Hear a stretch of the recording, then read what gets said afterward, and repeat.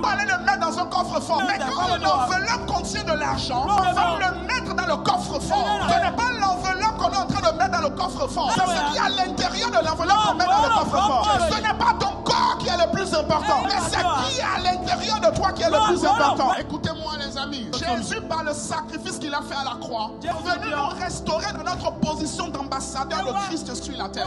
Vous savez, quand un ambassadeur parle dans un pays, c'est comme si le chef d'État du pays qui l'a envoyé à parler, il a le même niveau d'autorité, il a le même niveau de pouvoir. C'est parce que Adam était encore en position d'ambassadeur. Il pouvait ordonner au lion et le lion allait obéir. Il pouvait ordonner à la création et la création allait obéir. Dès que Adam a perdu sa position, la création ne lui était plus soumise. Mais lorsque Jésus est venu sur la terre, pendant sa vie sur la terre, il a montré le modèle de vie d'un ambassadeur. Il dit, je ne suis pas là pour faire ma volonté. Je suis là pour faire la volonté de celui qui m'a envoyé. Un ambassadeur n'a pas de feuille de route personnelle. Un ambassadeur a une feuille de route qui lui a été confiée par sa hiérarchie. Il ne vient pas faire ce qu'il veut. Tu ne peux pas faire de ta vie ce que tu veux. Tu ne peux pas faire de ton temps ce que tu veux. Tu ne peux pas faire de ton énergie ce que tu veux. Tu ne peux pas faire de tes dons ce que tu veux. Tu dois faire ce que le Père, notre Dieu, notre chef, ce qu'il t'a demandé de faire, ce que tu dois faire. Tu dois vivre la vie qu'il t'a demandé de vivre.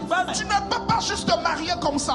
Tu n'es pas n'importe qui. Tu ne t'appartiens pas toi-même. Tu dois vivre pour le plaisir de celui qui t'a envoyé. Tu dois avoir la conscience que tu es un ambassadeur. Jésus, pendant qu'il était sur la terre, nous a montré la qualité de vie d'un ambassadeur. Il nous a montré qu'il avait autorité sur toutes choses. Il pouvait ordonner au vent, le vent allait s'arrêter. Il pouvait ordonner à la mer allait s'arrêter. Il pouvait même marcher sur l'eau. Il défiait les lois de la physique parce qu'il n'est pas du royaume terrestre. Il est plutôt du royaume céleste. Est-ce que tu es conscient que tu n'es pas de la terre? Est-ce que tu es conscient que tu n'es pas un homme terrestre? C'est vrai que tu vis dans un corps. Ce corps n'est qu'un véhicule. Ce corps n'est qu'une enveloppe. Écoutez-moi, une enveloppe n'a pas de valeur s'il n'y a rien à l'intérieur. C'est ce qui est à l'intérieur qui donne de la valeur à l'enveloppe. Personne ne prend une enveloppe vide pour aller le mettre dans un coffre-fort. Il n'y a pas de raison de mettre une enveloppe vide dans un coffre-fort. Mais quand une enveloppe contient de l'argent, on va le mettre dans le coffre-fort. Ce n'est pas l'enveloppe qu'on est en train de mettre dans le coffre-fort. C'est ce qui est à l'intérieur de l'enveloppe qu'on met dans le coffre-fort. Ce n'est pas l'enveloppe qu'on est en train de cacher.